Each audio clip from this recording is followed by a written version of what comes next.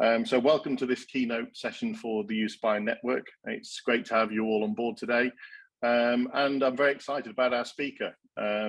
So Helen Morris Brown, who I actually listened to her TEDx talk, which was quite amazing. She does remarkable tricks with Rubik Cube. So I don't know actually she's planning to do that today, but it was quite fascinating. And I remember looking and thinking, how did she manage to do that? So whether she's going to thrill us with that moment or not today, I don't know. We'll leave it to Helen. But she's planned a very interesting session for us, and most of you will have had the pre-read in terms of what to expect. And many of you will have also seen the blog, which has been sent out as a bit of a precursor for today's session. So rather than listen to me rambling on, I'm going to hand over to Helen and let Helen take the lead for today's session. And over to you, Helen. Thank you, Colin. Well, I'm delighted to be here and meet you all. And I hope after the talk, I do get to actually speak with most of you today. So yes, Colin's right. I do these talks and I'm going to elaborate a bit on that once we actually get going. But to avoid live disruptions like broadband breaks, delivery drivers knocking on doors, what I've done is pre-recorded as live the talk for you within the last 24 hours. And what I've learned since the pandemic, since starting to do these talks online in 2020, is that is the safest way to ensure everybody gets to see the talk as it is. I guarantee you it is recorded as live, start to finish, no edits whatsoever. It's as I would be doing it in front of you. You can tell because there's some glitches. I lose my train of thought. I trip up on my words. All of that I would normally do in a talk. It happens today. It's been recorded. It's been committed to the recording system. And I'm going to share my screen with you and play that video.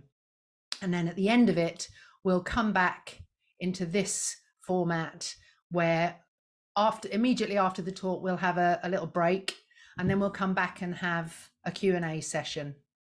And then after that, I'm going to facilitate some work around the things I'll be talking about in the 40-minute chat that I've recorded for you. So that's really it. That's what to expect. The talk will take place on video as live. It'll look like I'm here doing it for you, just so we don't lose the risk of connection. And I'm not going anywhere. I'm sitting here throughout the whole thing. I have to watch myself do it. So I'll see you when the video's finished. And I'm going to share my screen now. We've tested this, so hopefully it will work in the same way it did.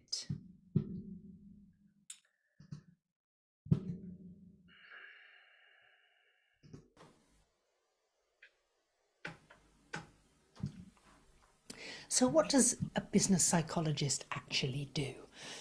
Well, for me, it means going into organisations and helping the people who work there to be more productive, more satisfied with their jobs, sometimes even happier. And the main way I do that is through these talks. And when I tell people about my job, they always say the same thing. They say, oh, I better watch myself because you'll probably be psychoanalyzing everything I do. Or they say, well, I bet you know what I'm thinking. But mainly they say, we could do with you where I work. It's true. Recently, I was being wheeled into an operating theatre. Nothing serious, just minor surgery. And this nurse asked me what I did for a living. Just small talk, you know. So I told her that I help teams to be more productive and nicer to one another and all of that. And she said, oh, we really need you here. We're all so overworked and stressed. It's a bloody nightmare. Not really what you want to hear when you're being anaesthetised into a helpless state, is it? But that is what people say to me wherever I go. We could do with you where I work. And that's because so many people face their biggest challenges in the workplace. And I offer them a glimmer of hope. They think that I might be able to solve their problems and make them happier. And sometimes I can. And for that, it's a very satisfying job. I absolutely love it. And it doesn't matter where they work. Most people experience the same kind of challenges. Now, I know that for a fact because when I'm not doing talks, I go into offices, shops, factories, whether I'm invited or not, and I watch people interacting with other people. And by doing that, I can see what's working and what isn't working at an individual level, a team level, and for the whole organisation. And more often than not, the same issues come up time after time. Everyone is experiencing the same kind of problems. Pressures of work, pressures on resources, and most commonly, problems with interpersonal relationships, communicating effectively. Yes, that's right. Other people are the biggest cause of challenges in the workplace. Now, that might be a client, it might be a colleague, a toxic manager, anybody. And it's usually the fact that they're human that's at the root of that problem, because it's so much easier to deal with computers and machinery, isn't it? Because when they go wrong, we know what to do. We turn them on and off again. Not with humans. We can't do that. We're an altogether more complicated thing. And that's where psychologists can help. Because I don't just watch people going about their business. No, that's called stalking. And it's an arrestable offence. What I actually do is watch people's behaviour, and then I combine that knowledge with what I know about this, our brain, specifically the inner workings of our brain, which helps me to make sense of the behaviour I see, and then that allows me to find the dysfunctional stuff and winkle it out so that people end up happier. Now, what's so interesting about this is to look at it not from the point of view of your emotions or how you feel, but actually to see what's going on in someone's brain. And when I learnt about that, it helped me to solve people's problems. And the correlation between their behaviour and what's physically going on in here absolutely fascinates me. It blew my mind when I first studied it, and it still does today. And that's the bit people really want to hear about. And that's why they employ me, because they haven't got the time or the inclination to do that studying or research for themselves.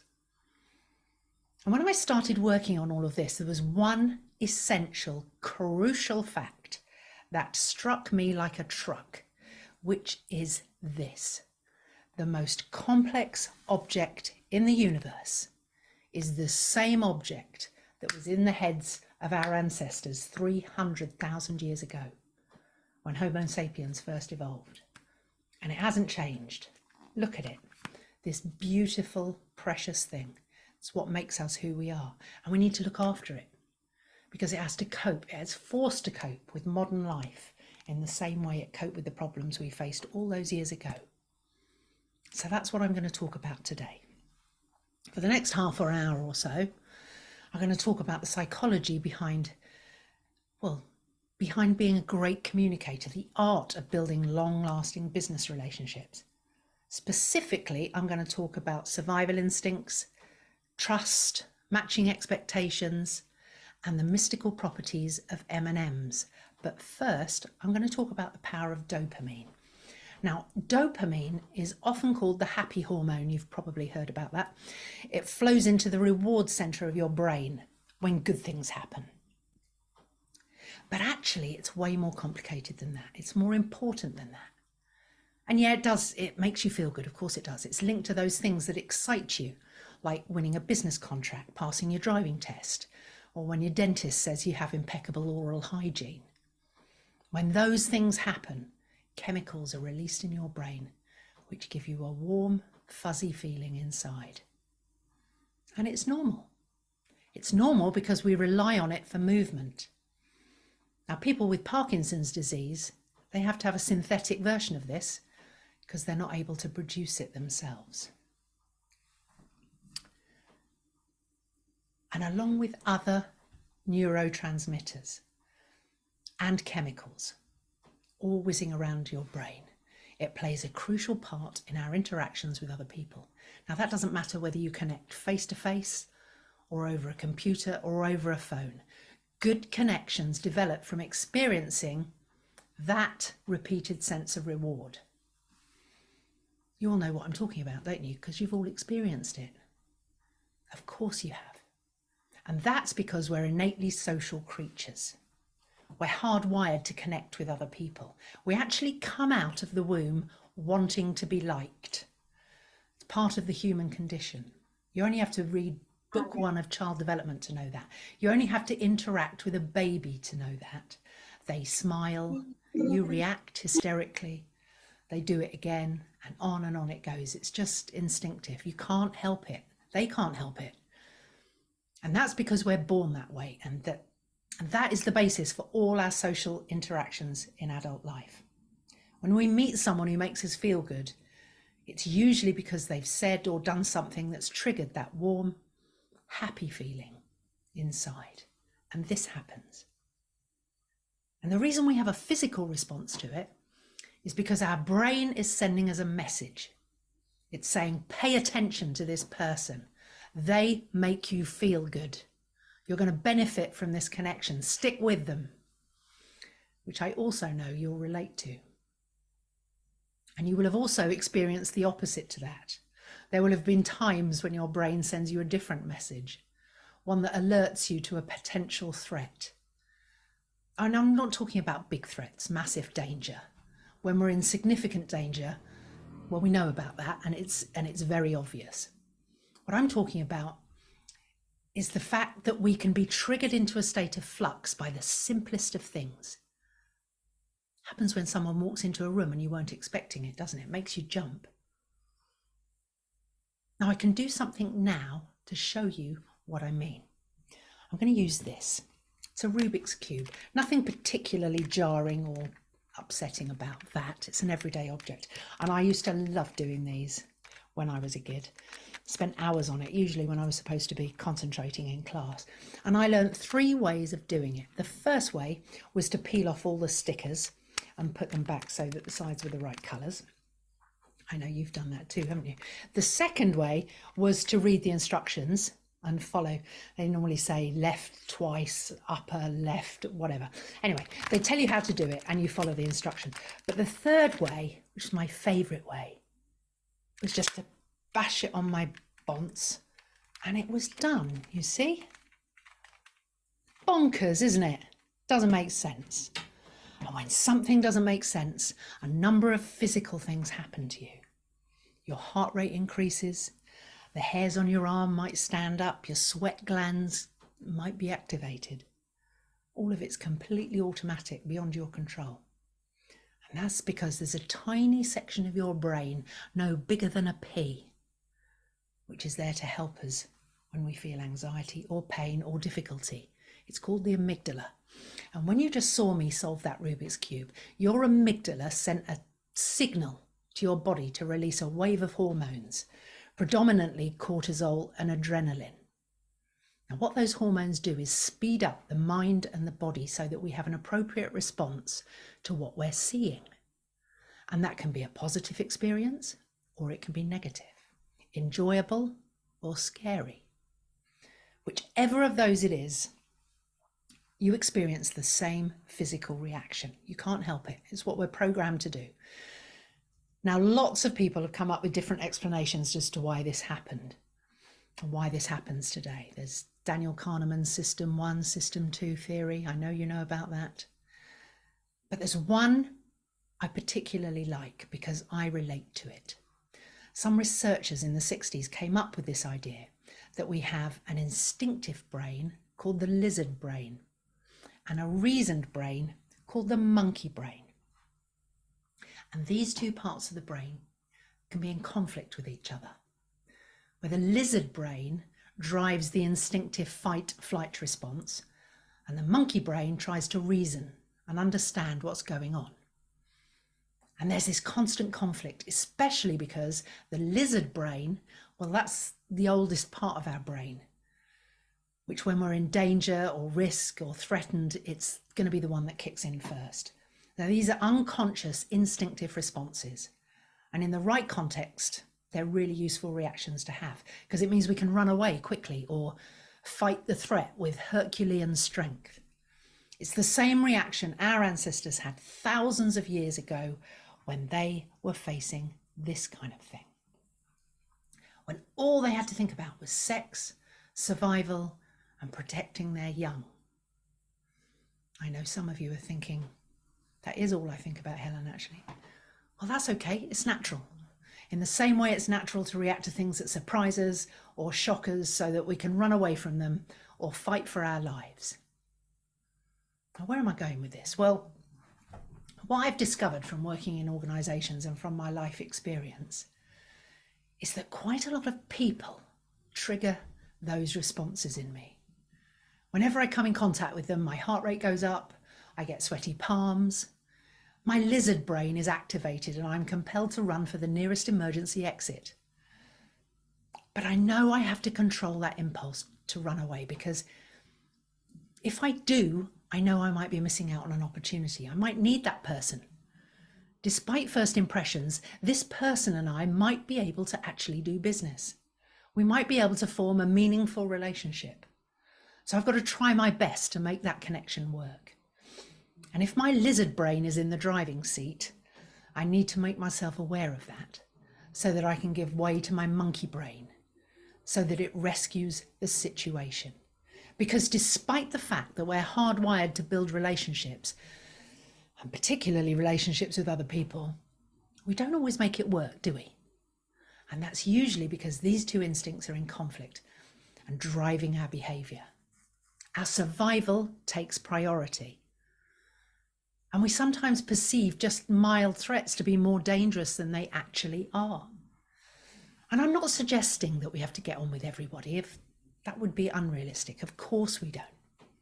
But in the world of work, where we need to collaborate, take decisions together, and get things done, it bloody well helps if we can rub along with the people we work with, doesn't it? It helps if we can override that survival instinct, so we get the opportunity to show people that we trust them and that they can trust us.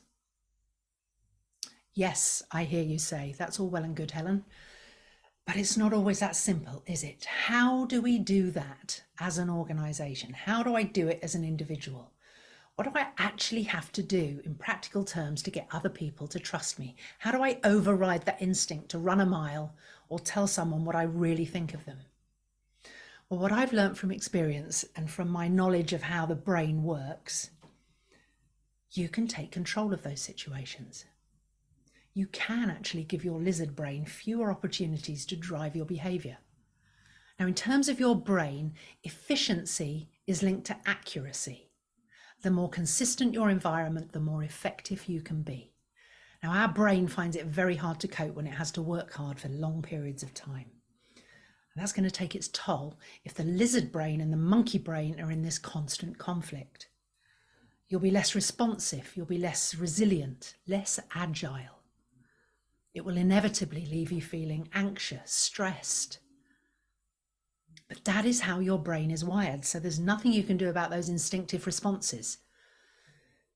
Sounds like bad news, doesn't it? But the good news is that we can control it. We can. As we're able to prevent that amygdala from being in overdrive. This is where matching expectations comes in. Simply by knowing about the importance of matching expectations, we can help ourselves and others avoid those states of flux and states of anxiety. Simply by matching expectations, we can manipulate our brains into a state of psychological stability. And there's a term for it. It's called cognitive ease.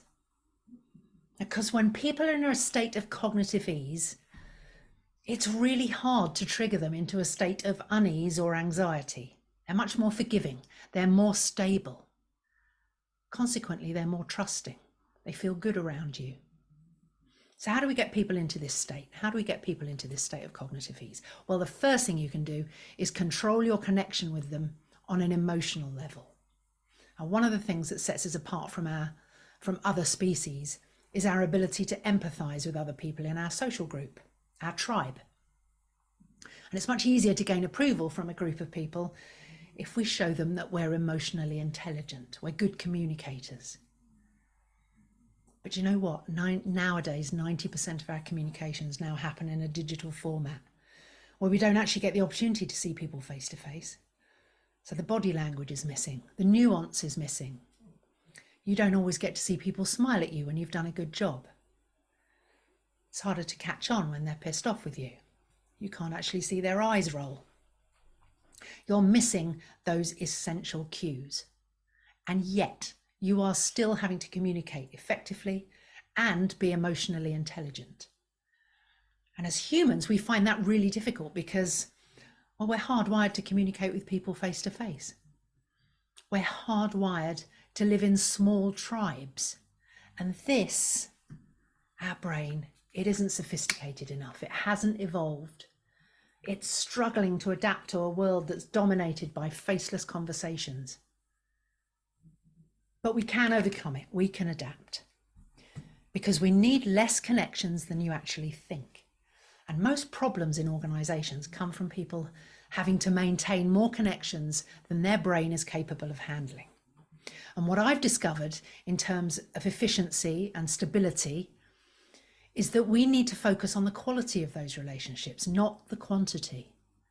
And I came to that conclusion after I read a study by some social scientists, led by a guy called Robin Dunbar. And what they discovered was that the maximum manageable size of our own network of people, friends, family, colleagues, the maximum manageable size of that group is 150 people.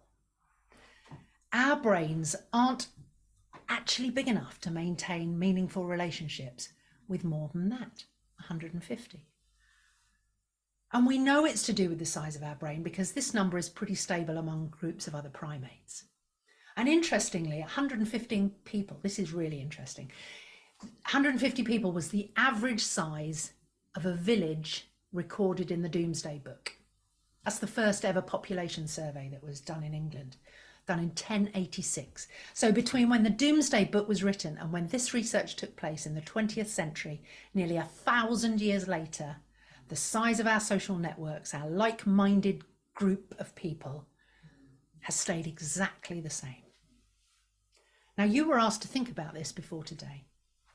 You were asked to think about the number of people in your closest group of friends. And if you didn't read the email, don't worry, you can think about it now. Think about your friends, family, colleagues who you choose to socialize, and think about it in terms of who you would send a change of address card to, or change of address notification, email, whatever it is, because that's quite a good gauge. Now, the Dunbar study actually asked people how many people were on their Christmas card list, but we know that's no longer a thing. So that's why I've asked you to think about the number of people who you'd tell if you move. Now, this is where you get to interact with me. This is the fun bit. I want you to type into the chat the number of people you came up with when you thought about that. Just one number, no words, no comments, whatever your figure is, just put it into the chat now and hit share.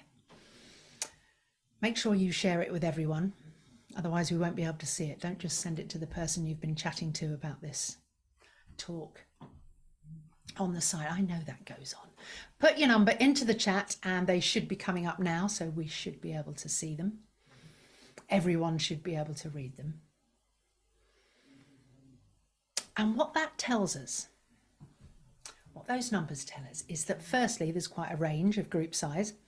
And secondly, it shows that most people don't have as many as 150 in their close friend or family group. We naturally maintain a manageable social group. Now, I'm just going to clarify the 150 thing for you now. Otherwise, you're going to finish today thinking, I haven't got 150 people in my network. I'm nobbing near, pals. The average size, not the maximum, the average of one person's network, well, that's about 125. Most of us don't reach the maximum. Doesn't matter. And of that 125, 20% of them are going to be the ones closest to you, friends, family. Now, the brainiacs among you have already done that calculation, haven't you? 20% of 125 is 25. So that comes down to about 25 people in a cohesive, functional group. So now if you look at the numbers that have been put in the chat, you'll see that that roughly tallies with most people's number, anything between 25 and 100. That's what most people manage. Most of you operate within an average size social group, which shows you're human. Anything more than that, and we struggle to cope. It becomes harder to manage. That's why smaller organizations are more effective in terms of trust, stability, honesty, collaborative working and communication. because people working in smaller teams can communicate more effectively. They're more responsive. The bigger the organization, the harder it is to do those things. And if you don't have those things in place, then it's harder to be agile. And that's why I talk about how to communicate effectively, how to build trust, the importance of matching expectations, because it's those things that contribute to us being accepted into a group unconditionally. It's those behaviors that tell other people that we're a useful, trusted member of the tribe. Now, this is where we get to the point of the talk, because after this, you can use what you know about psychology to trigger those feel-good hormones every time you connect with someone else. You are in possession of the facts which will allow you to light up the reward center in the brain with an injection of dopamine and a release of noradrenaline into the people's brains that you meet. And that is going to make sure that they're alert, concentrating, and paying attention to what you have to say. Now, psychologists call that priming. And used carefully, this is a really powerful device, particularly if you're trying to sell something. Because when you've primed someone, you can influence their decision making. Now, I'm not suggesting anything unethical here, not suggesting that you psychologically manipulate your friends and work colleagues in the same way, I don't know, Derren Brown would. That's priming on speed. And it's for the purpose of entertaining people. So let's put this in context. You don't need to go to those extremes. All I'm suggesting is that you put people in a state of cognitive ease so that when you share with them what it is you have to offer, they're going to trust what you're telling them. They'll feel good about your product. They'll feel great about you because they'll trust you, which, by the way, involves telling the truth. We talk about trust in business a lot, don't we? We don't often talk about what that involves. Part of it is reliability, which is obvious, and doing what you said you do. But it's also about telling the truth. And this is the bit where people go wrong. To be trusted, you have to tell the truth about everything. You have to be prepared to share your flaws, be vulnerable. You have to be the one who points out the things that need improving.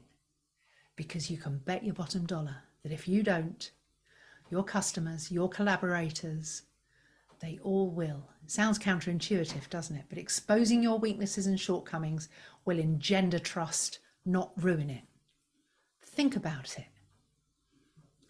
Think about the current government, how they behaved during the pandemic. We know that if we'd been told the truth, we would have been more sympathetic. So tell the truth. The best way to prove that you're trustworthy is to flag up the things that you get wrong, the things that need doing. And 90% of your competitors, 90% of people don't do this. So you can do it differently. You can be refreshing. And while we're on the subject of percentages, have any of you heard of Sturgeon's law? No? You've heard of Murphy's law, Parkinson's law, Cole's law. Oh no, hang on, that's just shredded cabbage and mayonnaise. No, Sturgeon's law states that 90% of everything is crap. Now, Theodore Sturgeon was a science fiction writer. And when it was put to him that 90% of science fiction writing is crap, he replied, well, yeah, 90% of everything is crap. And so it became his law. So whenever you need to stand out from the crowd, make sure that you are in the 10%, the 10% that isn't crap. And for you, I know that means showing people that you're agile, that you're responsive, you can take decisions quickly, and show that you can be trusted.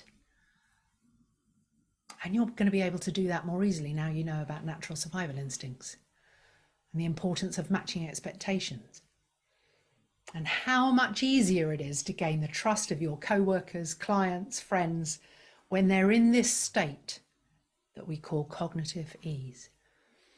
Because we know how important it is, don't we? Because we've all experienced the flip side of it.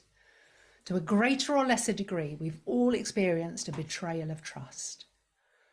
We know what it feels like to be trusted and to trust someone else. And we also know what it feels like when that trust is broken.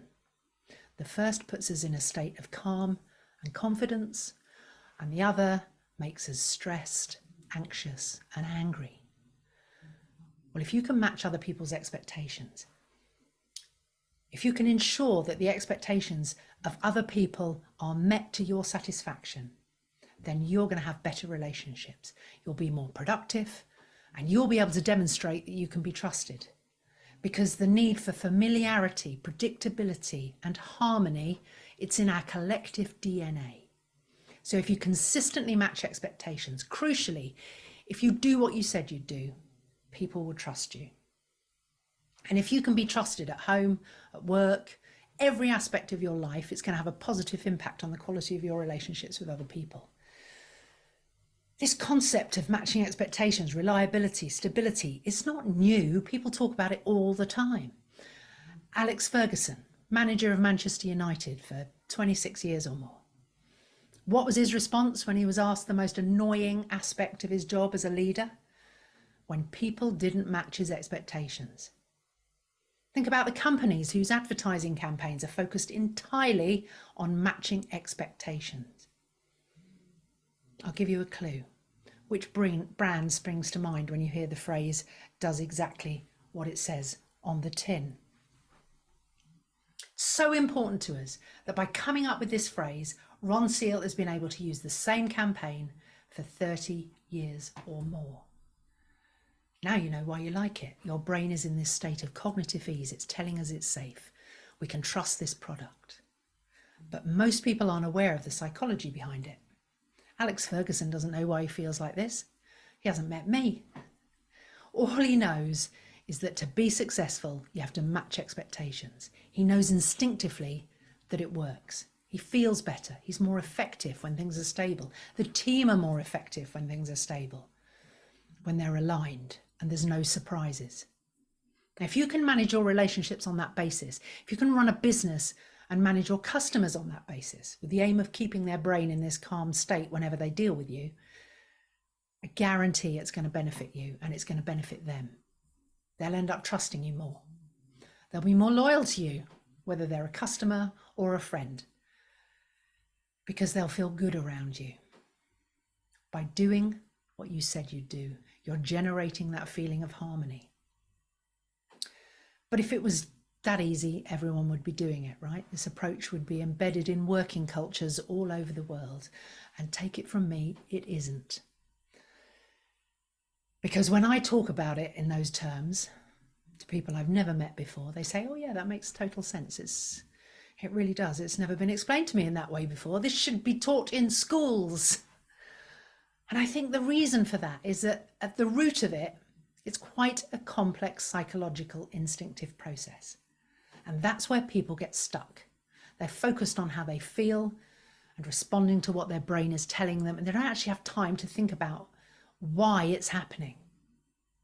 And that's where psychologists come in. Those of us who love to do research and have time to collect and analyze data. And I wouldn't be in a position to say this with any sort of conviction unless that research had been done. But it has. And we don't have to just trust our instincts on this one. We have the evidence. And luckily enough, I was involved with some groundbreaking research, which took place in a business, not a university, not a laboratory.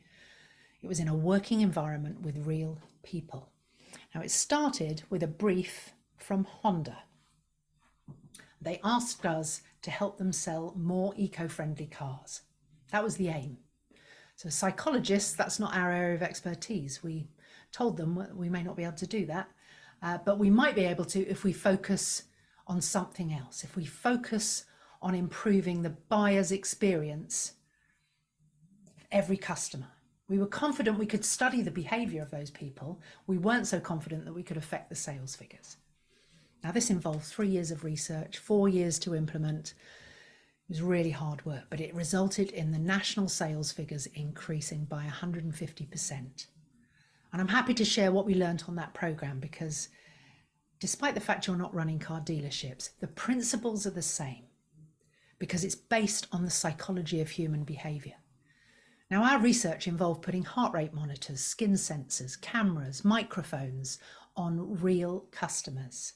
They consented, obviously, and we took readings of physical responses like their heart rate, skin, sweat levels, skin responses, and all of that.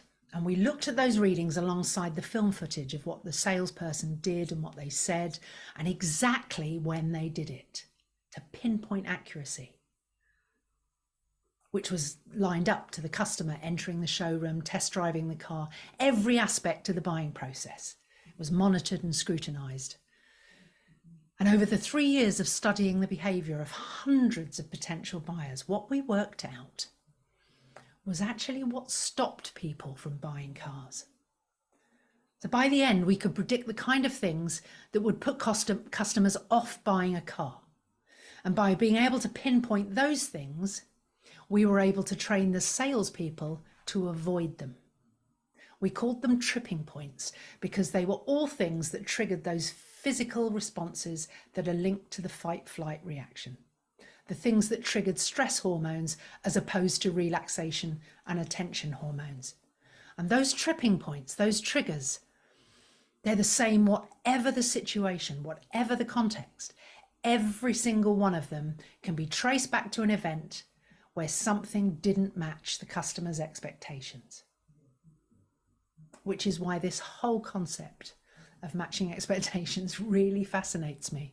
It's why I talk about it. It's why I advise people to use it as a daily mantra. It's why I carry a Rubik's Cube with me wherever I go. Now, unless you sell cars for a living, you might be thinking, what's all this got to do with my business, my connections, my ability to communicate effectively and to be agile? Well, the same principle applies. If you're surprised by something suddenly, anything, someone's behavior, a written message, a text, an email, if someone says or does something you weren't expecting, or actually more likely doesn't do something you were expecting, it's going to affect how you feel about them. It's likely to upset your brain's equilibrium. And that's why I said we can control it, because we can. We can avoid those mismatches in expectations. You can actually help people to feel great around you. You can put them in a state of cognitive ease simply by doing what you said you'd do. So how do you do that in practice? Well, it comes back to this thing of being aware of it, actually. And if it was that simple, everyone would be doing it, right? But we know from our own experiences that it doesn't always happen.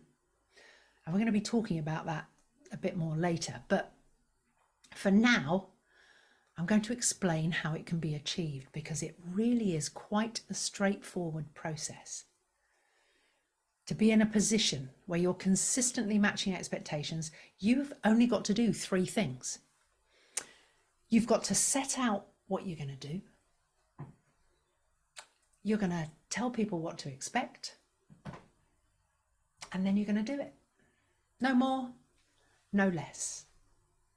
That seems fairly straightforward, doesn't it? Well, you would be amazed at the number of people who miss out on one of those steps. And when I'm trying to help people solve their communication and trust issues, I can usually pinpoint it to one of those things, or actually the absence of one of those things.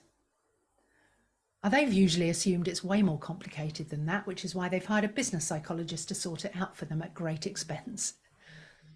So if you identify with this, you recognize it in your own behavior, or you see it in other people making these mistakes, being aware of it is going to help you to improve things. Whether it's running a business, dealing with customers, or maintaining great relationships with colleagues, family, friends, make sure you match expectations and do what you said you do. Because it's what our brain is hardwired to respond to. It suits our instincts, keeps our brains calmer, more stable.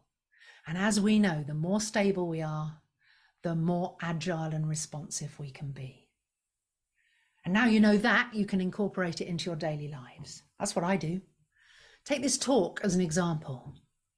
I plan it, I deliver it, all with your expectations in mind. I talk about things that make sense in terms of the title, give you information that's relevant to your lives, is relatable. not too complex to understand. And I tell you how long I'm going to talk for, and I stick to time. Everything I've told you over the last 30 minutes, 35 minutes has been done to keep your lizard brain happy and relaxed. Hopefully you haven't been compelled to leave the meeting or seek alternative stimulation. And I know that traditionally at the end of a talk, audience expect to be reminded about what's been heard, because our brain isn't big enough to remember everything somebody's told us over half an hour. So we need a recap, which is what I'm going to do now. I'm going to recap on everything I've just said. And this is the bit where those of you who have been napping or have put your camera off, you need to wake up. Everything I've said is now going to be summed up in a neat package for you to take away. By the way, you can have your camera off, it doesn't matter. Here we go. Here are my top tips for communicating effectively in an agile organization. First, remember, you can only maintain meaningful relationships with a maximum of 150 people. Realistically, that number that you're actually going to be connected to in a meaningful way is around 50 people. Don't spread yourself too thinly, and don't expend unnecessary energy maintaining too many connections. The ones you do keep, make them count. That way you'll be in a position to make a valuable contribution to your social group where the other members appreciate and value you for who you are. Secondly, you have to match expectations. Do what you said you'd do. Remember, this is the bit that's under your control. If you do what you said you're going to do, people will associate you with good times. Their brain, their body, when they interact with you, that's going to be in a really happy place. They'll trust you, which is one of the main foundations that allows you to be effective, responsive, and agile. And finally, if you want people to associate you with feel-good emotions, when you connect with them, try and do something thought-provoking or memorable. Remember, this cannot be anything too surprising, nothing too jarring, just something that helps them to remember you in a good way. Now, I'm going to put those last two tips into action right away. Remember at the beginning of this, when I told you I was going to do the talk and what I was going to include in the talk, some of you will have remembered, yes, you were going to talk about the mystical properties of M&Ms. What happened to that? Well, for those of you stuck with that thought, for those of you who've been fixated on this, this is for you. I'm going to come back to the Rubik's Cube that I solved earlier. And I'm going to actually have to raise myself up a bit so you can see this. Here's the Rubik's Cube. And here's a tray. And what I'm going to do is just count from 3 and show you that is actually a whole load of M&Ms. Put them in a glass bowl so you can see. I'll eat some. You can see. Yummy. Now you see that's the downside of an online talk, isn't it? I get to eat all the chocolate, you don't get any. If I'd been there in person, I'd be handing these round now, as they really are quite delicious.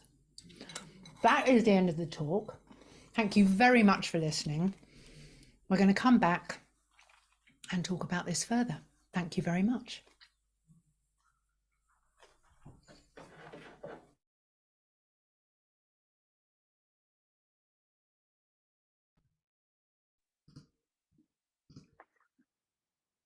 Hello. Hello. Ta-da! I have had enough time since recording that to now to come down from my M&M high. I took one for the team. I ate the whole lot. Very good. Thank you very much, and thank you for everyone's chat responses, for interacting and getting involved. Thankfully, you wrote the numbers I was expecting, which all worked out beautifully. Thank you very much. I think what's going to happen now is we're going to take a quick break. Is that right, Joe, you happy to go straight to the break, and then we'll come back give you a bit of time to think about questions you want to ask me, and then we'll have a question and answer session. That's great. And we're going to have a question and answer session, then we will do some more sort of breakout room activity and so on to explore some of the other elements of Helen's sort of very interesting sort of exploration through business psychology and our ability to think and act more agilely. So please get a coffee, have a comfort break. See you back in 10 minutes time. Yeah, see you back in 10 minutes time, 25 past. So Q&A, that's given you, there's nothing worse for the lizard brain for someone to say, right questions immediately when something's finished. So hopefully your monkey brain has been able to reason a bit and come up with some questions, which I'm happy to answer. So don't know how you want to do this. Just put hands up or ask questions, whatever you want to do.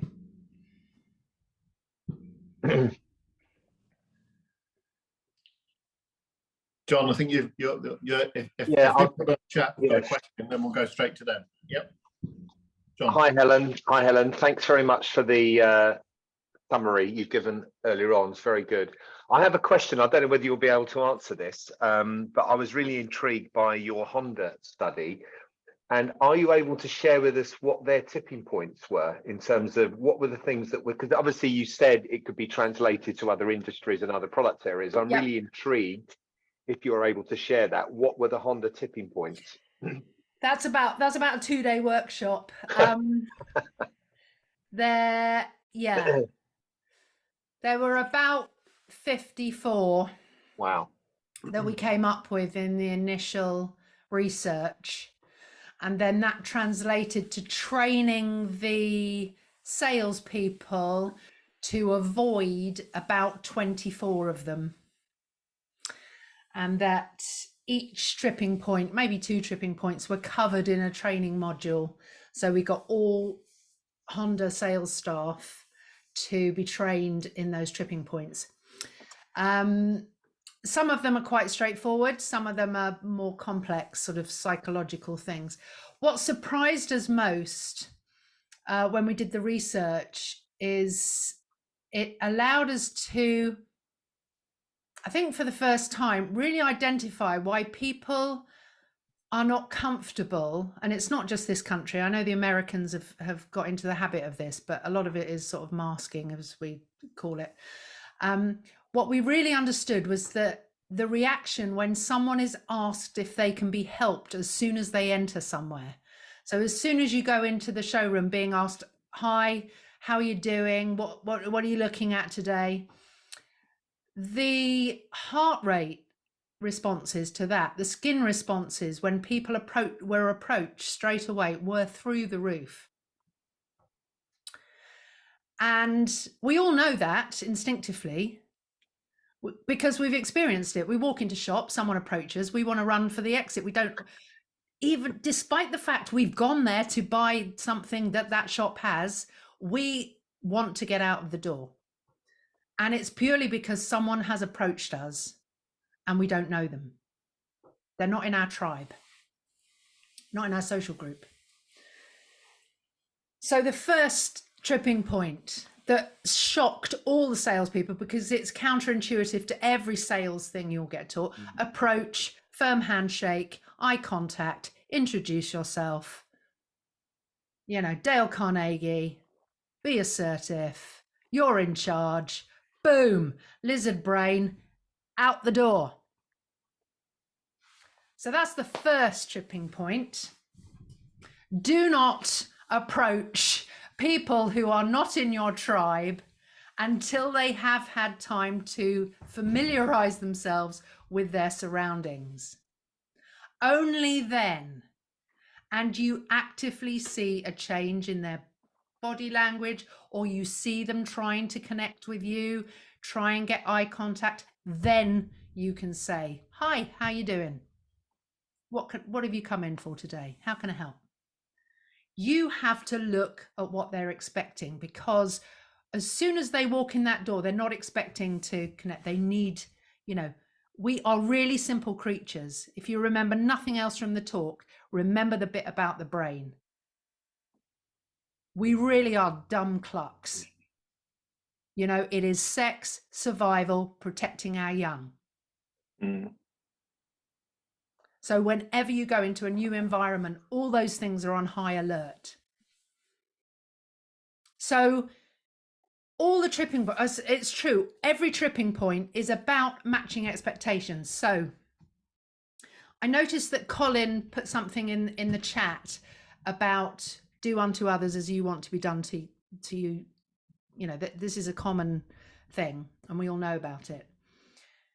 But it's actually a bit more complex than that. It's actually discovering what other people want and then matching it. So when you know that people are going to be triggered by you approaching them, then you can avoid it. Then you can delay it. So it's about finding out what people are going to expect, what they're expecting before they come in the door. It's about doing your research. So one of the other tripping points, and it's quite car sales orientated, I'm afraid, is making assumptions, gender stereotypes, sexist behavior, things that have become more and more, you know, we've been more and more aware of it. And very recently too, we are trying to adapt to the non-stereotypical male hunter, female mother, child rearer. And the reason we have difficulty when we get in to test drive a car and a salesperson says, all right, mate, you'll be driving this, obviously, won't you? Here's a seat for your wife in the back. You know, those customers are not buying a car from you. They're not. You've made an assumption that is not what they're expecting. Ask them what they're expecting and then deliver it. Who is expecting, who's going to be driving this car? And then you don't fall into that trap. So who's this product for? It's no different to me saying to every client, who is the audience going to be? What are they going to want out of that talk? I don't make any assumptions. That's why the brief side of stuff, the instruction, the pre-work is the key. It's why I knew exactly what the numbers were going to be when you type them into the screen. Do your homework and then you won't get tripped up. It's why when everyone was asked what they wanted to get out of it, those broad terms, and I admit, you know, I've been doing this for 20 odd years now. So I know what to expect, but I never make an assumption about what people are going to expect, which is why when I'm asked to do something, and this applies to anybody running a business as a consultant or anything, make sure you understand what is expected of you and don't make any assumptions, and then you will not trip up when it comes to it. It's why you can be confident that when you're starting a talk or you're starting your presentation or whatever it is, and then the co-host, Colin, who didn't tell me he was going to ask what he was going to ask, comes up with, now tell us in the chat what you're all going to be expecting. I'm not taken by surprise because I know that I've had that conversation prior to the event. It's exactly the same, whether you're buying a car, whether you're delivering a presentation, whether you're sitting in a big room and you're having to brief new clients about what your product is. Find out what they're expecting and then deliver it. Then the journey from start to end is going to be much smoother.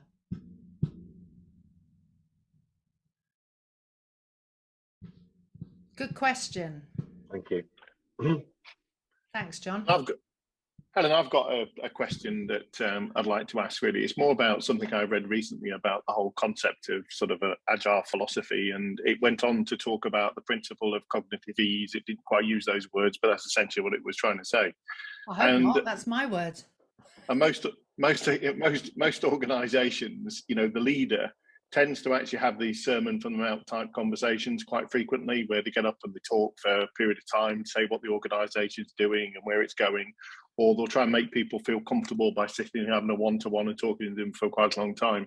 And he said that actually people respond much better now to high frequency two-way communication. Yeah. So rather than these long, laborious conversations you have, they're going to respond much better to high frequency two-way communication.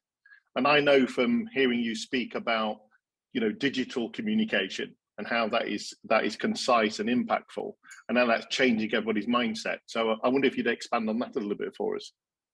Well, it goes back to the brain thing. It's what I said about us being hardwired to have face-to-face connections. You know, from the beginning of psychology studies, the first psychological studies, apart from rats and pigeons running through mazes and all the rest of it, was trying to understand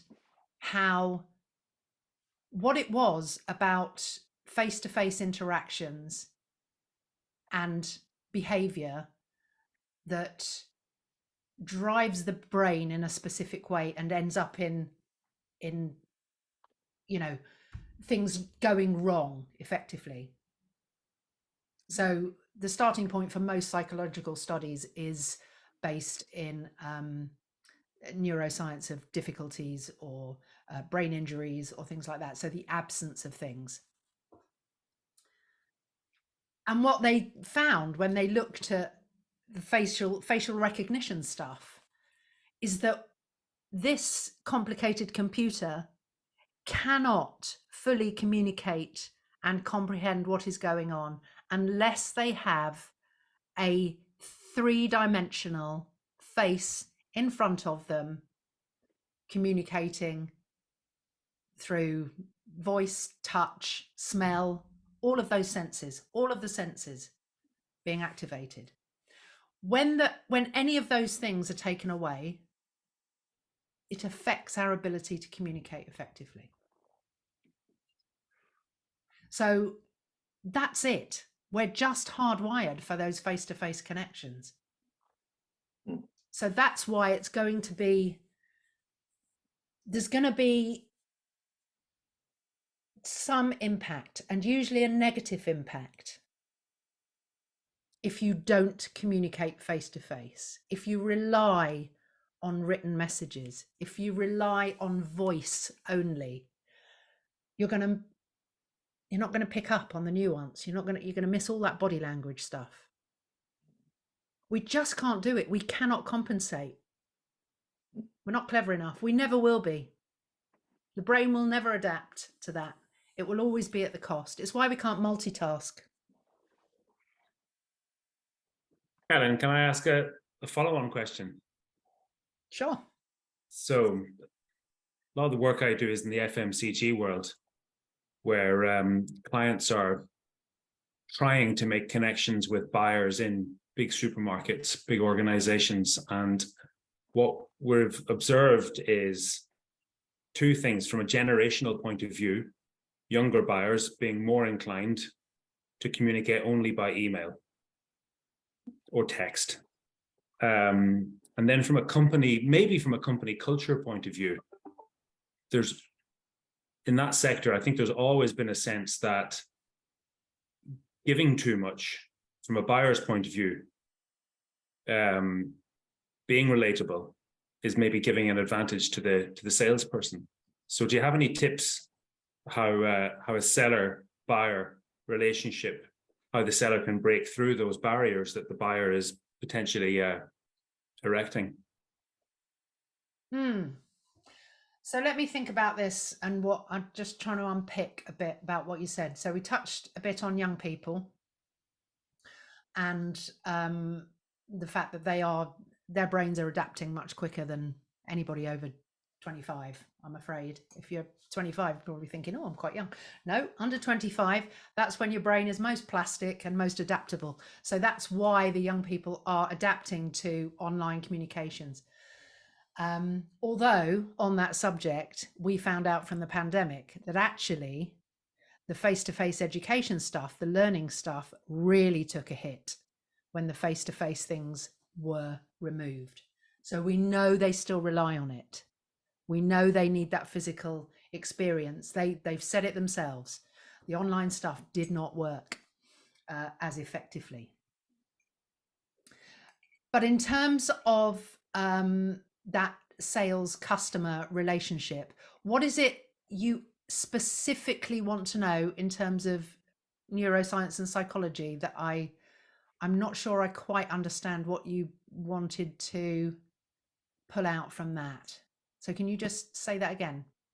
Yeah, so you've got a seller who agrees with everything you've just told us, and that understands that building empathy, building trust, having a strong relationship, being consistent, access to face-to-face communications, all of those things are going to strengthen the relationship and potentially the selling then that happens afterwards.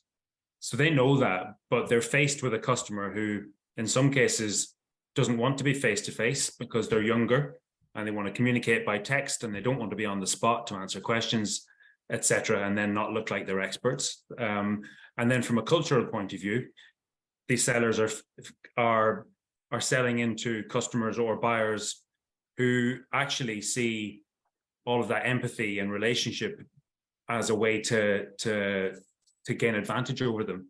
So they resist that empathy. They resist that face-to-face contact because they want to keep a stony face, I suppose. The poker face. So how do they overcome that when their buyers are mainly digitally focused and poker focused face on the other stuff? Okay. Yeah. So well, there will always be, shops and places that you have to go in. I don't think that, we didn't think we would ever lose paper in communication, and that clearly is becoming a thing of the past. But there's something tribal, going back to the social groups, there's something tribal about going into a shop and being part of your social network and your community and experiencing physical things that you have to pick up and buy. And you can read all sorts of psychological papers about that. It's actually on the rise, and that includes younger people. So they are physically going into places. However, there needs to be this layered approach so that you adapt your selling, your marketing, so that you are communicating with them on a digital level, but also with an express aim of them, hitting click buy. You have to have that human relatability, the 3D stuff. They're not just interested in, they have to know how it affects them as a human being, because their brain isn't, they're not rationalizing this. They're not aware of it. They're not saying, oh, unless I know that person, or I trust that product, I'm not going to buy it. They either want it, it's socially acceptable, it's part of their tribal behavior, which is really what they want to key into for young people. If this is something that tribe is after, then sell it to them hard. They'll go with it if it's part of connecting with a group of people. And remember, that group of people isn't very big either. But it really is a layered approach. It's not just saying all or nothing. So that's where people trip up, because they think, oh, young people are just on their phones, we just have to do everything digitally. You have to take each aspect of it. You have to take the human, the physical presence, and the digital. You have to have the whole package to appeal to the brain that says, I want this product, I can trust this product. But the biggest thing with the younger generation is they're far less tolerant than we are. They will ditch the first company that doesn't do what they said they're going to do, because they've got so much choice. They know they've got so much choice. They've got so much access to everything. So that's why it's absolutely critical that you do what you said you do and no more. You know, there's this thing that was around about 10, 15 years ago, where people were crowing about exceeding expectations, doing more than they needed to, going the extra mile. Doesn't work. Throws the monkey brain. You know, the monkey brain's having to work to reason it. It's going, what? You said you deliver my package between 2 o'clock and 4 o'clock. Thank you very much. Great. It gets delivered between 2 o'clock and 4 o'clock. You rely on that company. You trust that company. You love that company. Your package will be delivered between 2 o'clock and 4 o'clock. You get a text at 11 a.m. Oh, hi, your driver's outside. Well, we're early.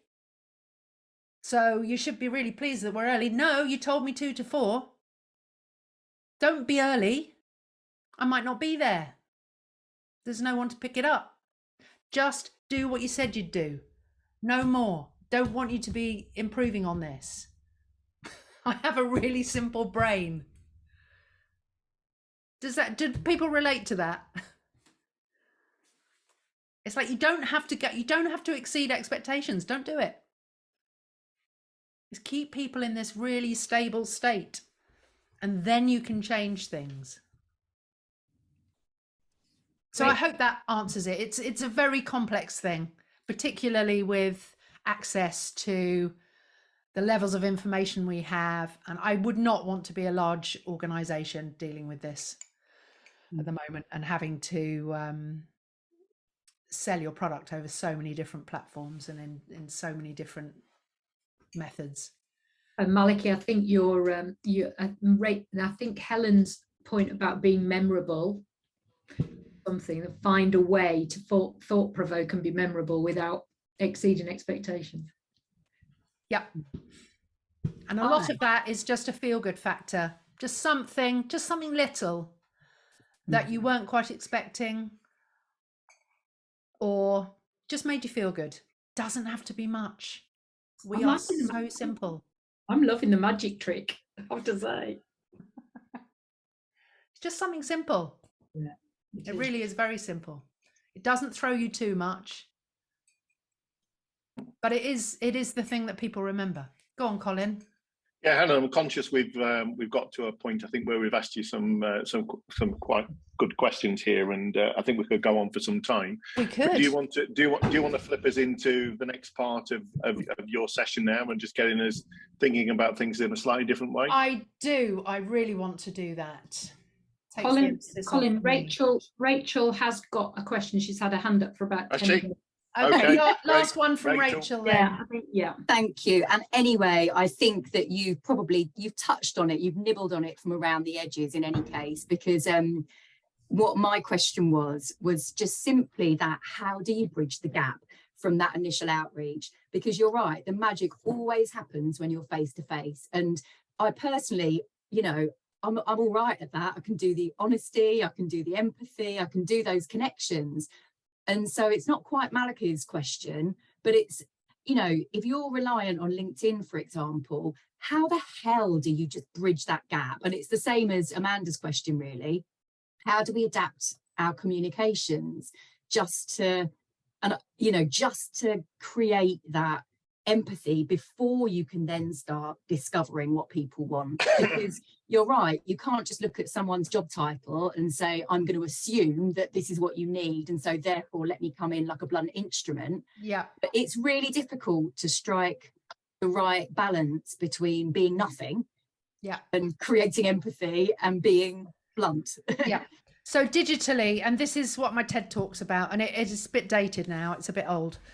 So I don't necessarily recommend it, but that's because I hate watching myself. And things have changed a bit. But I do touch on something in that, which is, if you want people to connect with you and you've never met them before, and you're unlikely to be able to meet them, so they could be in Australia, for example, and it's not practical for you to get there, wherever, whatever. One of the best ways to do it and to appeal to our natural instincts as human people is to pay them a compliment. first off the bat? Like, I really like what you did with. oh no, I was saying like, as in I was giving you a social media thumbs Okay, up. thanks. As in, Thumbs I up. like Lovely. it. See how the nuances, all of that, even on a Zoom call. Exactly. We just have to So- clarify. Exactly. Yeah. So compliments, shower people with compliments, but be genuine. Yeah. There's so much flattery, false, stuff that goes on. You can read it a mile. We are pre-programmed to identify the people who are there just to scam us. We're pre-programmed. We know when something's not quite right. So make it genuine, make it relate to what you have to offer and they have to offer, and then connect with them. Yeah. Now I said that on my TED Talk, and then for the first 6 months after that, I got so many requests on LinkedIn.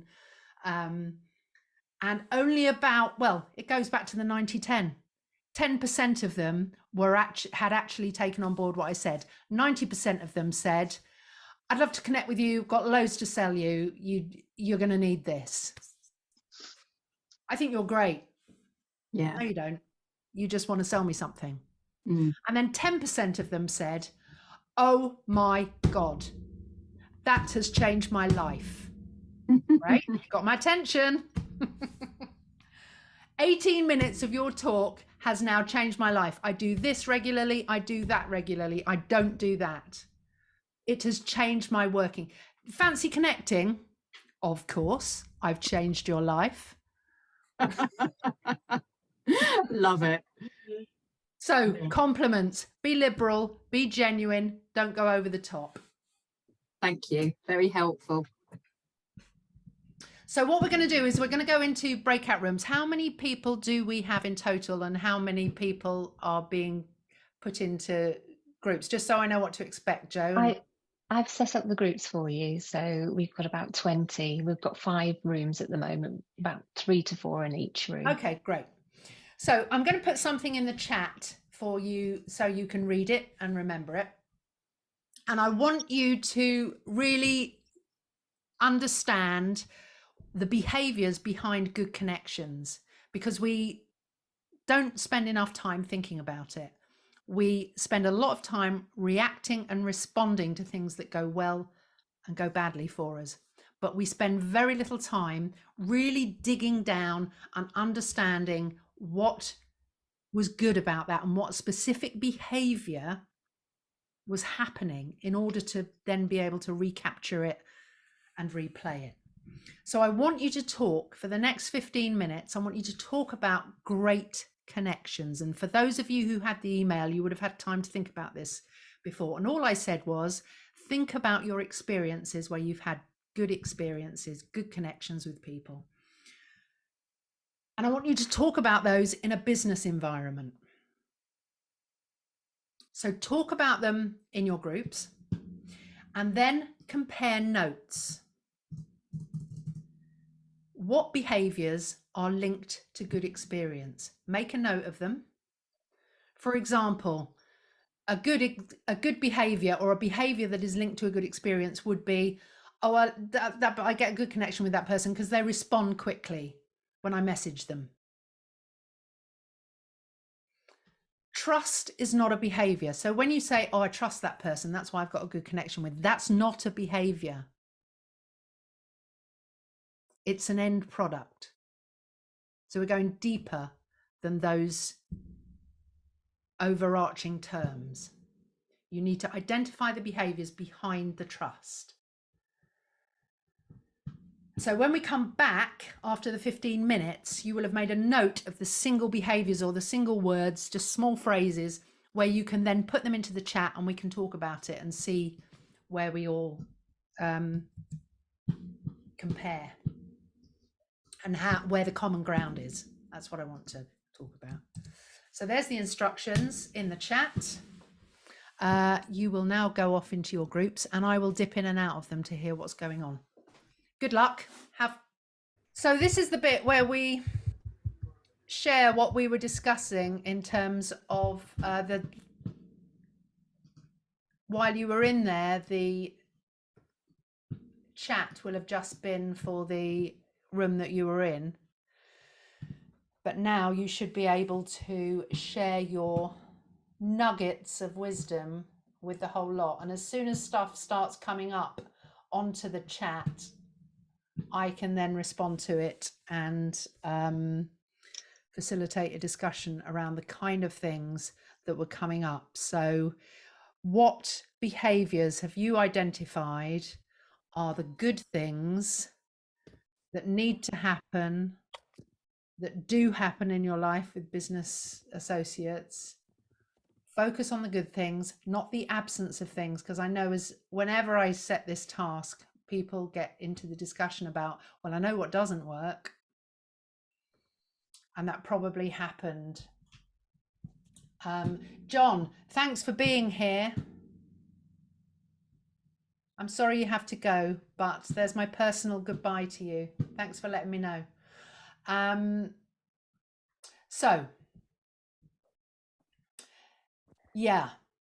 here's this thing with trust. You have to trust. So we have to look at the behaviors around trust. And what makes someone trustworthy? Because we always know when we don't trust someone. So we can start with that. We can start with the absence of behavior or the negative behavior and then literally flip it over. So when you think about trust or not being able to trust someone, often words like unreliability come up. It's not untrustworthy, it's unreliable. Like, I can't rely on them to do that. And they repeatedly do stuff. So the consequences of that is I don't trust them to do it anymore. Might give them 2, 3, 4 chances. But after that, the lizard brain is saying, this is doing you no favors. This person is not changing their behavior. You cannot trust them. So then the monkey brain says, time to cut your losses, save your energy, and not interact with this person. You can't trust them.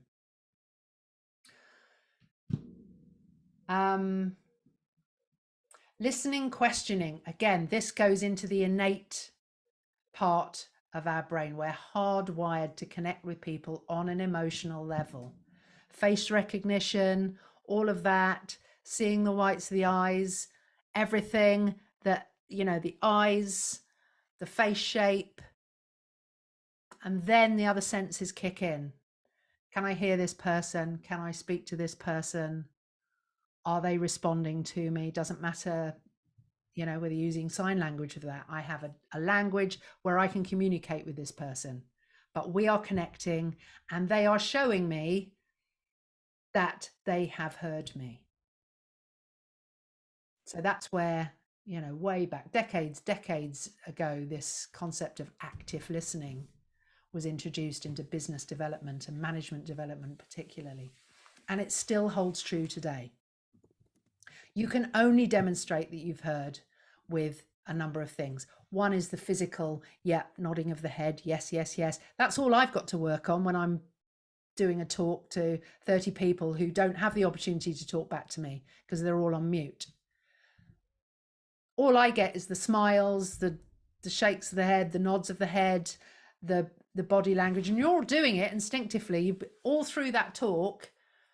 I was able to dip in and see the pictures while you were watching the video. And that's what I'm getting back from you. That's the feedback loop, if you like. And it's really important. And a lot of you have picked up on that.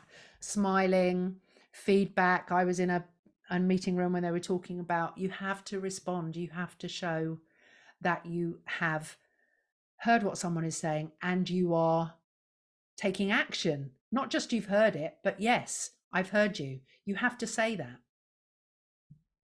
And if you are someone who just, not intentionally, just looks at messages, reads emails, thinks, oh, great, okay, fine, I'll deal with that later, or I'll get back to them later. Remember that someone else is on the other end of that who sent it to you, even if it's a holding response. If you don't respond, this is down to your behavior now. So all these things you're talking about, you can do all of this. use facial expressions, smile, but that's about acknowledging when people in a written communication, a digital communication, where you don't have the benefit of seeing them smile or nod their head, you have to show that you have heard them or that you acknowledge that communication. And you've all had that, haven't you, where, well, I had it last week. I was working on a project, and something changed in the project. Going back to agility, this is the key to agility: responsiveness, stability. When things are stable, you can be much more responsive and agile in these situations. So the situation changed, something went wrong, we had to change the whole plan. I sent an email to the key decision maker and I said, can you let me know XYZ? Because I need to know whether I'm involved at the next step. Nothing. I thought, hang on a minute, that we've just been communicating. Several messages had gone, backwards and forwards all day, totally unresponsive. Next day came, I looked at my email, I thought, what have I done to not get a response to that? So I looked at my email, thought, no, it was very clear, please respond by this time to do the, setting out what I needed to do. But what have I done? Nothing. Now, lizard brain kicks in. This person is lying on their flat floor, helpless. Emergency services need to be called. Yeah, I know it's an extreme, but when someone has been communicating with you quite, regularly, and then suddenly it stops, the lizard brain kicks in and says, something's gone wrong there. Yeah, what is going on? And so, of course, because we're human, then I turn it on myself. What have I done? What have I done to trigger this response in them? Nothing. What you have to remember is you have done nothing. You need to engage that monkey brain much quicker when people don't do this stuff, because all you can control is your behavior. You can't control theirs. So bring it back to reality. Get the monkey brain to say, everything's fine. They're just not reading their emails, or, they're doing something else instead. Just wait, be patient, which is what I did. 4 days later, I get a reply. Thankfully, I stopped within 15 minutes thinking this person was dead on their flat floor. That's just an anxiety thing, and it totally depends on your own personal experiences, how quickly you're triggered into that fight-flight response, how quickly you're triggered into that anxiety mode. Everybody will be different. Some people just won't even consider it. But when my livelihood depends on people getting back to me, that often triggers a fight-flight response. So yeah, facial expressions, smiles, agreeing a common goal, really important. And that feeling when things are going well, don't you? When you've agreed something, and actually when you have a conversation with somebody, and you don't agree at the end of it, or you don't outline, you don't confirm what the actions are, what the decisions are, you're left in this state of confusion, aren't you? You leave the meeting going, that was all well and good, but actually what am I supposed to do? It's one of the critical things in business that people forget to do. They have meetings, they have phone calls, and they forget to say at the end, right, remind me now, I'm just going to recap on what's actually happening here and what I'm doing and what you're doing. It's a really simple thing, but it just shows you've heard, you've listened, and you can clarify before you leave that communication. Time is of the essence. We don't often get a lot of time to interact with people. So when we do, make it count. When someone commits to their own deadline, it's great when they meet it. Matching expectations, doing what you said you'd do. Absolutely. Summarize what you think you've heard.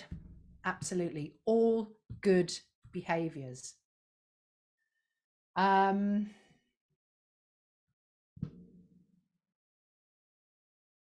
Sergio said at 4:28. Bye, Sergio. Thank you very much for telling me you're leaving. Much appreciated. Glad you enjoyed the talk. So now we could have another comfort break.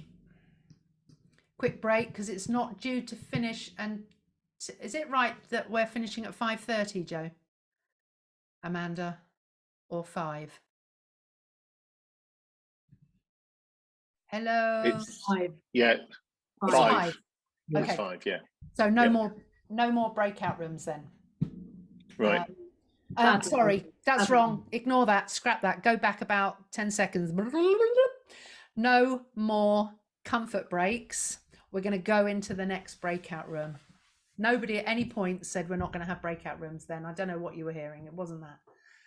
We are going to go into the breakout rooms and have a conversation. Now, if I'm co-host, I might be able to dip in and out now. Yes, I've got a breakout room icon. Before, I couldn't dip in and out because I had to leave the meeting and got left stranded. But it's fine. This time I will be in and out. So the next thing we're going to talk about is probably what came up in the last discussion, but it's bad experiences. So you've already been primed for this. This is the crux of it. It could be a company, could be a person, could be a group of people done something that has triggered that lizard brain into a low-grade fight-flight response. I want you to talk about it and identify what those things are, because the key to this is that you are going to avoid them from this day forward. You're going to avoid doing them yourself, and you're going to avoid being on the receiving end of them. So that is in the chat now. Get into your breakout rooms and discuss that, and we will come back and do the same and then have a final plenary and discussion. Okay, that's great. Thank you. Have a sort of concluding conversation before we close at 5. So again, if we can just bring up the chat, and if you can just put in words, phrases, anything that you came up with in terms of those behaviors that trigger your fight-flight responses, we can have a conversation about that. So while you're doing that, while you're putting in to the chat what you discussed in your rooms, I'm going to give you an example of something that happened to me, which was on the face of it a really bad experience, and has turned into a situation where I will recommend this organisation to anybody who asks. So I came back to my car one day, and the wing mirror was on my windscreen, on the bonnet. What's wrong with this picture? Wing mirrors don't sit on bonnets. So I thought, oh, someone's knocked my wing mirror off. Drove my car to wherever I was going, just thinking, oh, that's a pain. Someone's just done that. Got out of my car at the supermarket where I was parked and walked around to the other side, and saw at that point that the entire side of my car had been taken out by a vehicle. So much damage. I mean, neither of the doors would open. It was covered in paint. Really bad situation. But of course, it was a piece of metal. Fight flight sort of limited a bit. But I thought, oh my God, that's such a nightmare, because no one left a note on my windscreen, which is what I would expect. Oh, very sorry, did this to your car. Please contact us. Let's sort out the insurance details. Nothing. So I'm now triggered into a real fight flight. What has happened? How do I resolve this? I've got all this stuff going on in my head. Anyway, my daughter is a police officer. So I asked her how to get information about someone that's just trashed your car. And she said, ask for CCTV and Ring doorbell footage and all the rest of it. Amazingly, within 2 hours of putting notes through the neighbours' doors, I had got on video the person trashing my car. Fantastic. I am feeling $1 million. So I think, right, I've got you. I'm going to phone you up and I'm going to give you a real, no, I'm not, monkey brain. Be nice to this person. They don't know what's happened. So I phoned this company, Sunskips, and I say, it looks like, I said, I put it up front. I said, this is going to come as a surprise to you. But it looks like one of your skip trucks has written off my car on one side. It's gone. And the receptionist said, oh dear, that doesn't sound very good. We've got a man for this. I want to speak to that man. Let me speak to that man. So I'm thinking, I'm ready. I'm ready for the fight. Do you know what I mean? I'm ready. I'm primed for the fight. And I go in and I say, look, this isn't good. I think I've got evidence. He said, well, have you got the video then? Well, the first thing he said was, no, that doesn't sound good, does it? Have you got the video? So I said, yeah, sure. He said, well, share that on WhatsApp with me now and we'll have a look at it. And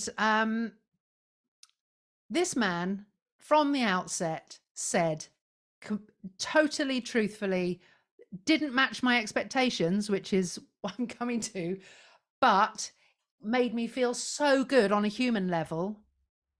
I wanted to marry him. About 30 years younger than me, but that didn't matter. I wanted to marry him by the end of that conversation. He was amazing.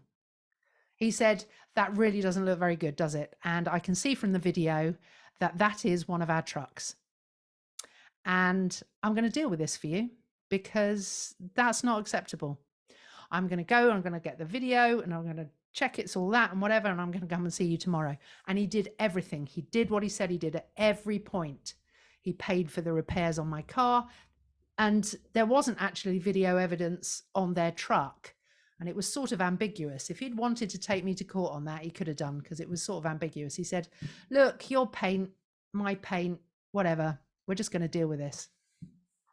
At the end of it, I was so willing to write a national piece on Sun Skips and how amazing their customer service is. I'd never even used their service. I wrote to the CEO and I said, I have to say to you how amazing this guy is. And he wrote back and he said, I love getting emails like this and I don't get them very often, but this has made my weekend. It has confirmed everything we do in our organization is on track. And because you've contacted me directly, I know that this is happening. And of course, I contacted the guy as well who'd helped me out, who rejected my offer of marriage, unfortunately. But, you know, he needed to know, I needed to respond to that and put it in writing what had happened. Because despite all the sort of initial fight flight stuff, they ended up as my favorite skip company. So if you live near Cambridge or Cambridgeshire, use Sun Skips. They're absolutely incredible, as long as they don't drive their trucks into your car. So that stuff, being able to make it okay when people behave badly is the key to this, because we can't always do what we say we're going to do. Things change. We need to be agile. We need to respond to that.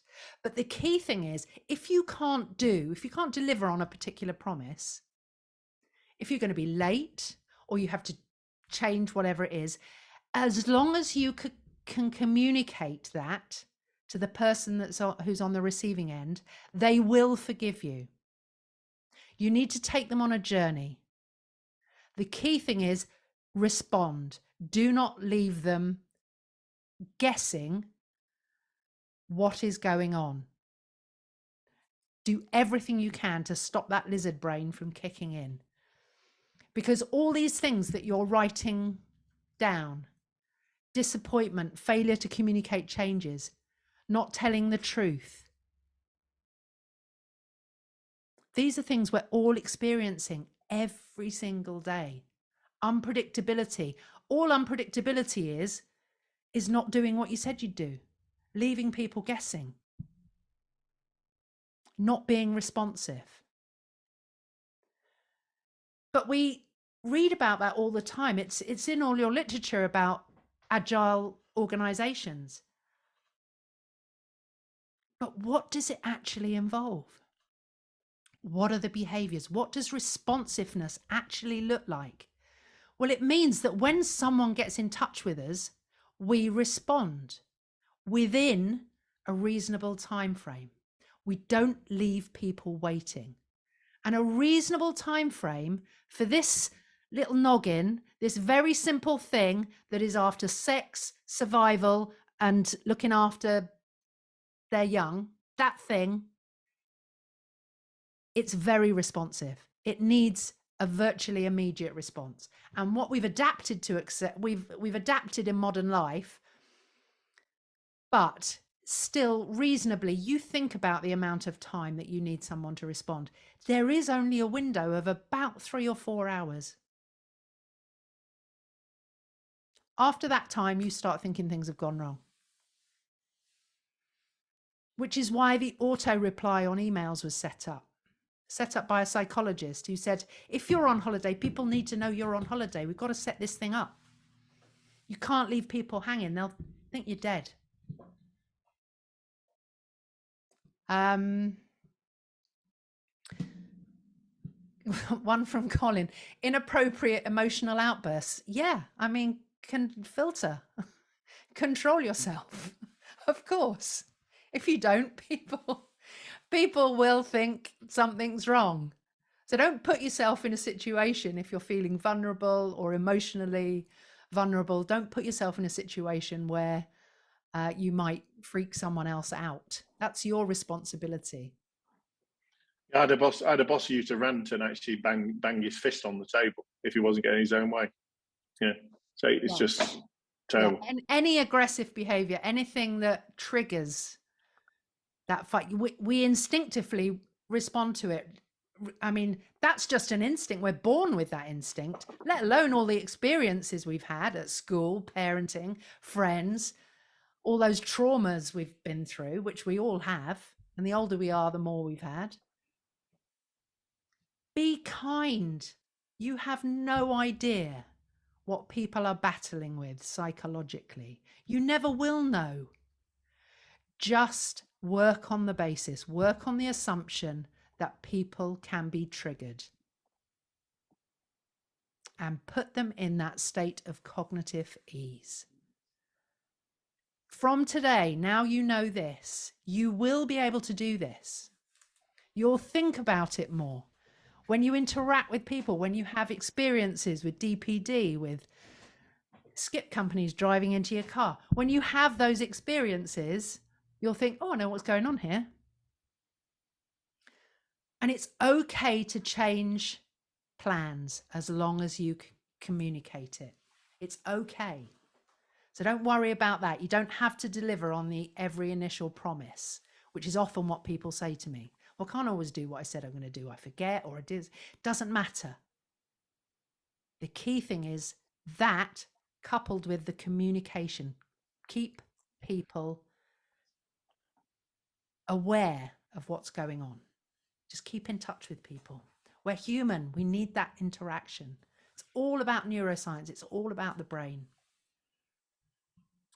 So yeah, you can transfer all of that to digital communications, in-face communications. It works every time. That's it. It's all I have to say on the subject matter. I can do this in 3 minutes. I can do it in 3 hours. I can do it in 3 days. There's so much. Thank you, Helen. That's really useful. I'm going to put little post-its around my laptop, not to have emotional outbursts. Exactly. So all I'm going to ask you to do now to finish the call, all I'm going to ask you to do, the final bit of this, which goes back to what I said when you leave a meeting and go, what was the point of that?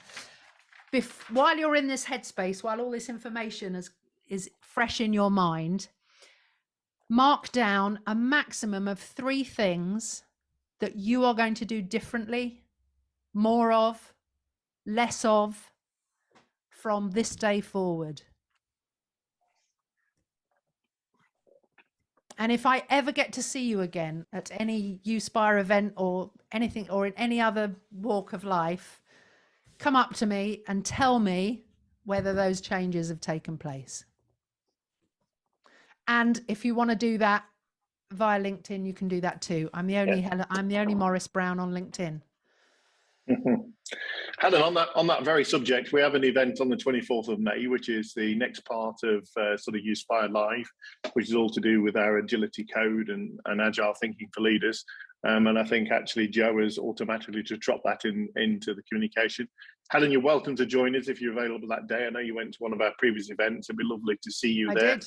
And people might get the chance to buttonhole you and ask you those sort of conversations.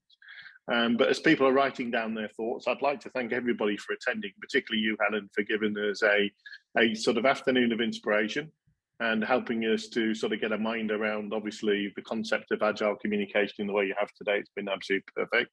I've got a few takeaways which have come from some of the things you've said, which are absolutely fantastic. And also a few other thoughts for people. So as leaders, if you're thinking about your response in an agile way and looking at your communication, I think Helen's articulated it very well. And I use a simple phrase, which is do more, go and see. Yeah. Because I think people do want personal contact with you. So do a lot more go and see as a leader. Open up a channel that says, ask me anything. Yeah. I think that really gives you the opportunity to communicate and get feedback. One that we've touched on, I think, is influencers. So who are influencers in this world of digital? They're selling anything to us, aren't they? They can have 20,000, 50,000 followers, and they're selling us anything. Who are your influencers inside the organisation? Who those with the most followers? That network, that community that Helen talked to us about.